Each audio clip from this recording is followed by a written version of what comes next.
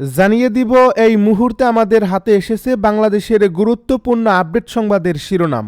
শুরুতেই থাকছে আগে ইউনূসের বিদায়, পরে নির্বাচন, রাজনৈতিক ডেডলকে নৌকাবিহীন ভোটের কফিনে শেষ পেরেক, বাংলাদেশ কি সাংবিধানিক শূন্যতার দিকে? এ নিয়ে থাকবে আমাদের একটি বিস্তারিত প্রতিবেদন, তাই সম্পূর্ণ ভিডিওটি জুড়ে আমাদের সাথেই থাকুন।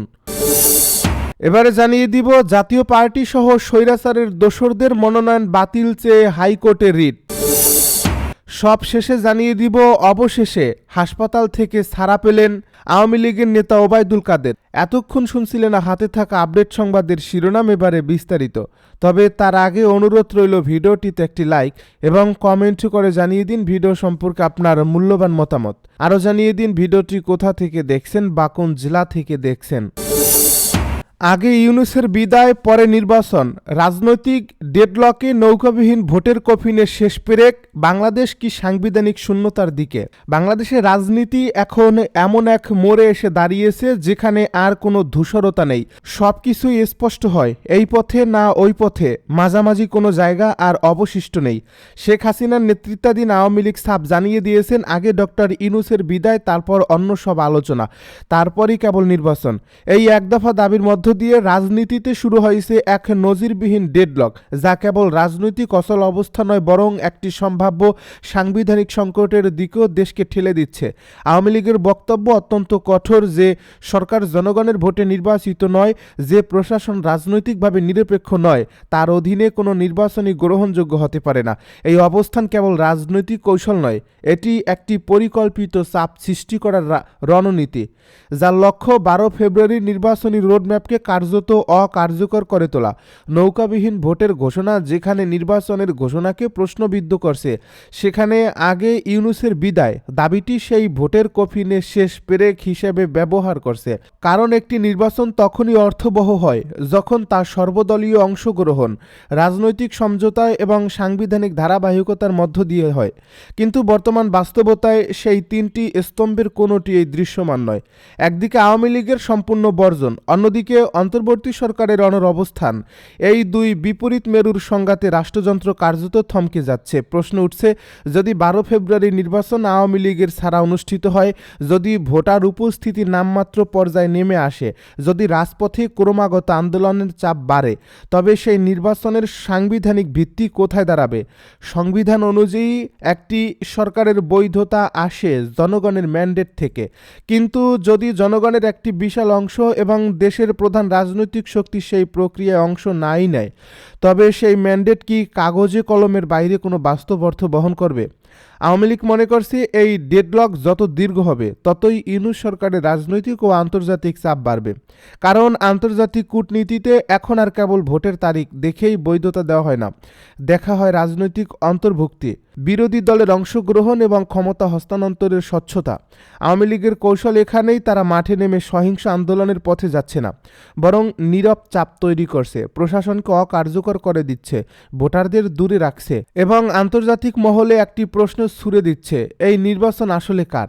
এই চাপের ফলে দেশের ভেতরের তৈরি হচ্ছে ভয়ঙ্কর একটি সম্ভাবনা, সেটি হলো সাংবিধানিক শূন্যতা। যদি নির্বাচন গ্রহণযোগ্য না হয়, যদি ফলাফল নিয়ে প্রশ্ন ওঠে, যদি পরবর্তী সরকার রাজনৈতিক ও নৈতিক স্বীকৃতি না পায়, তবে রাষ্ট্র পরিচালনার ধারাবাহিকতা কোথায় দাঁড়াবে? আওয়ামী লীগ এই পরিস্থিতিকে দেখছে একটি সুযোগ হিসেবে, যেখানে তারা রাজপথ, জনমত এবং আন্তর্জাতিক বাস্তবতার সমন্বয়ে ক্ষমতার সমীকরণ নতুন করে সাজাতে পারে।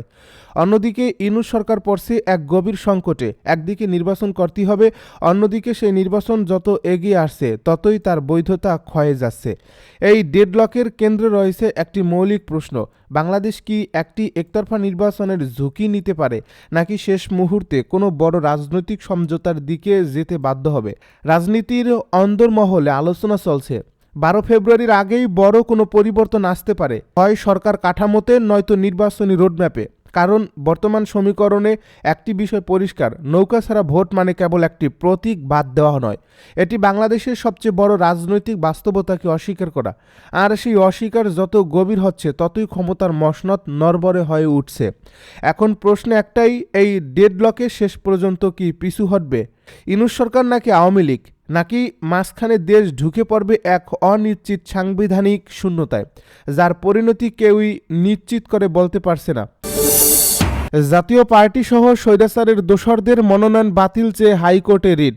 জাতীয় পার্টি কার্যক্রম নিষিদ্ধ আওয়ামী লীগের স্বতন্ত্র প্রার্থী সহ স্বৈরাচারের দোসরদের মনোনয়নপত্র বাতিলের দাবিতে হাইকোর্টে রিট আবেদন করেছে জুলাই ঐক্য। জুলাই ঐক্যের পক্ষে রিট আবেদনটি দায়ের করেছেন সংগঠক আবদুল্লাহ আল মাহমুদ। রিট আবেদনে এসব প্রার্থীর মনোনয়ন আইন ও সংবিধান পরিপন্থী দাবি করে তা বাতিলের নির্দেশনা চাওয়া হয়েছে। রিটের পক্ষে শুনানি করবেন সিনিয়র আইনজীবী ব্যারিস্টার এএসএম শাহরিয়ার কবির। দু-এক দিনের মধ্যে হাইকোর্টের একটি দ্বৈত বেঞ্চে এ রিটের শুনানি অনুষ্ঠিত হবে বলে জানা গেছে। এ রিটের মাধ্যমে আসন্ন ত্রয়োদশ জাতীয় সংসদ নির্বাচন ঘিরে মনোনয়ন ও প্রার্থীদের বৈধতা বিষয়ে নতুন করে আইনি বিতর্কের সৃষ্টি হয়েছে বলে মনে করছেন সংশ্লিষ্টরা।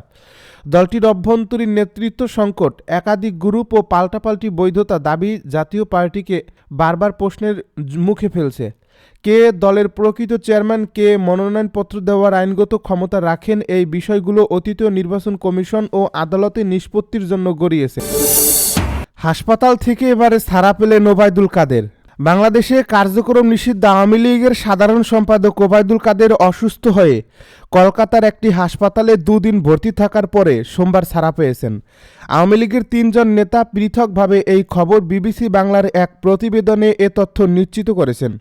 দলটির যুগ্ম সাধারণ সম্পাদক আফামা বাহাউদ্দিন নাসিম বিবিসি বাংলার বরাতে জানিয়েছে, মিস্টার কাদের তো এমনিতেই বার্ধক্যজনিত কারণে কিছুটা অসুস্থ, তার উপরে এবারের শীতেও বেশ ভালোই পড়ছে।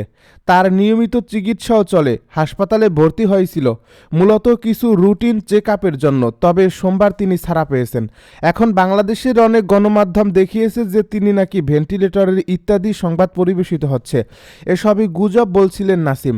ভারতে অবস্থানরত দলটির আরেক নেতা নাম উল্লেখ না করার শর্তে জানিয়েছেন যে গত সপ্তাহ থেকে ওবায়দুল কাদেরের শ্বাসকষ্ট হচ্ছিল।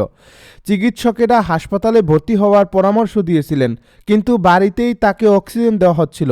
অবশেষে কিছু পরীক্ষা নিরীক্ষা করাতে 2 দিনের জন্য হাসপাতালে ভর্তি হতে হয়েছিল। ওই নেতাই বলেন যে তাদের দলনেত্রী শেখ হাসিনার কাছেও ওবায়দুল কাদেরের অসুস্থতার কথা পৌঁছানো হয়েছে এবং তিনি মিস্টার কাদেরের শারীরিক অবস্থার খোঁজ রাখছেন।